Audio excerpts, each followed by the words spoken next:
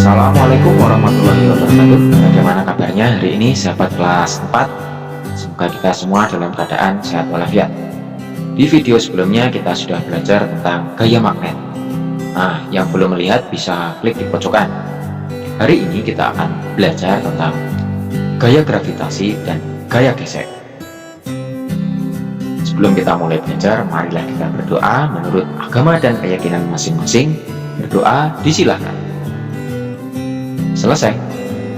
Tujuan pembelajaran yang akan kita capai yang pertama, siswa dapat mengidentifikasi pemanfaatan gaya gravitasi, juga gaya gesek.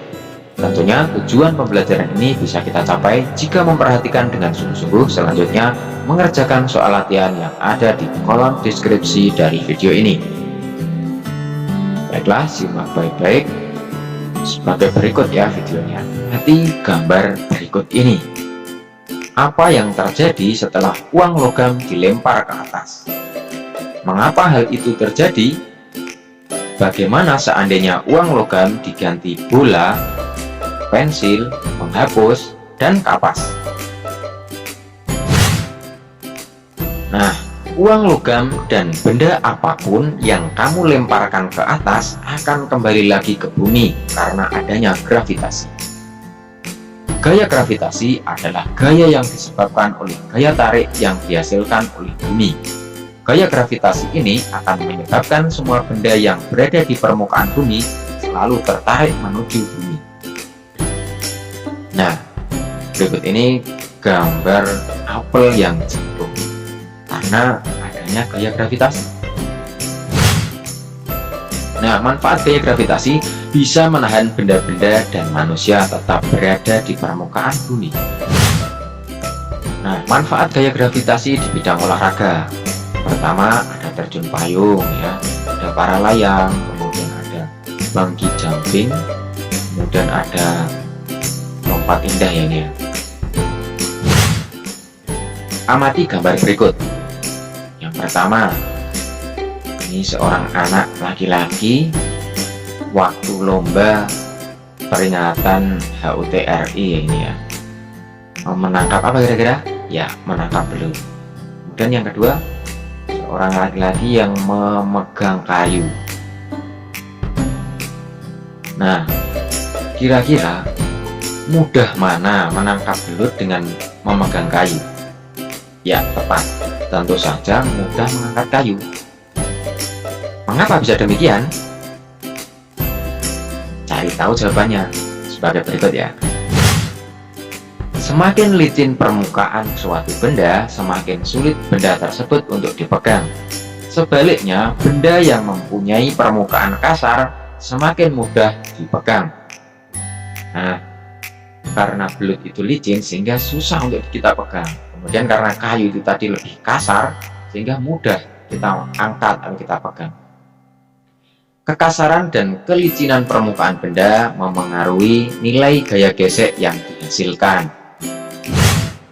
Nah, gaya gesek adalah gaya berlawanan arah yang dihasilkan oleh suatu benda ke benda lain dipengaruhi oleh permukaan benda. Misalnya ini seorang yang mendorong lemari. Nah, ketika bendanya ini sesuai arah panah ini ya, maka gaya geseknya berlawanan. Ketika kita mendorong lemari ke depan, maka gaya geseknya itu ke belakang ya, gaya normalnya ke atas. Contoh gaya gesek, misalnya gaya gesek antara telapak tangan dengan telapak tangan, atau gaya gesek antara telapak kaki dengan lantai saat kita melangkah. Ini bisa kita amati sepatu kita yang sudah lama digunakan akan habis. Ini karena adanya gaya gesek. Gaya gesek dapat menguntungkan dan merugikan. Bagaimana yang menguntungkan? Nah, gaya gesek yang menguntungkan adalah gaya gesek antara kanvas rem dengan pelek bermanfaat agar sepeda dapat direm. Ini ya, ketika kita naik sepeda kemudian kita akan menghentikan sepeda, mungkin karena ada ayam atau ada orang yang menyeberang sehingga sepeda tersebut bisa berhenti. Ini manfaat gaya gesek terjadi antara kanvas dengan velg sepeda ini. Selanjutnya, gesekan yang terjadi antara gergaji dan kayu bermanfaat sehingga kayu dapat terpotong. Ini karena gergajinya digesekkan kayu, kayunya bisa terpotong. Yang ketiga, gesekan antara amplas dan kayu bermanfaat sehingga kayu menjadi halus. Kita menggunakan kertas gosok atau amplas ini untuk menggesek permukaan kayu sebelum dicat. Jadi sebelum dicat diratakan, dihaluskan, pori-porinya terkikis sehingga bisa halus, mudah untuk dicat.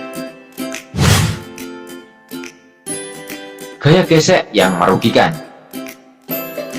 Gaya gesek yang merugikan terjadi pada pergerakan bagian-bagian mesin kendaraan. Nah, jika kita amati, gesekan terjadi pada ring piston dengan liner ya. Kemudian antara noken as dengan pelatuknya ini terjadi gesekan.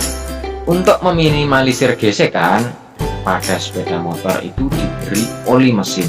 Nah, jika oli mesin habis, bisa terjadi sehernya ini mengunci ya. Pada kendaraan 4 tak ditandai dengan jala ngebul, itu terjadi karena ring pistonnya ini sudah aus atau seal flapnya ini bocor sehingga olinya itu menerobos masuk ke ruang bongkar sehingga menimbulkan asap.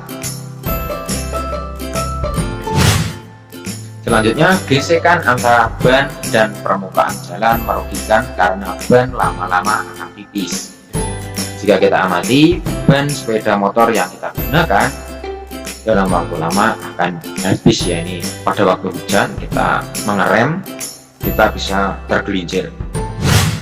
Bisa kita simpulkan, gaya gravitasi adalah gaya yang disebabkan oleh gaya tarik yang dihasilkan oleh bumi. Gaya gesek adalah gaya yang berlawanan yang dihasilkan oleh suatu benda ke benda lain dipengaruhi oleh permukaan benda.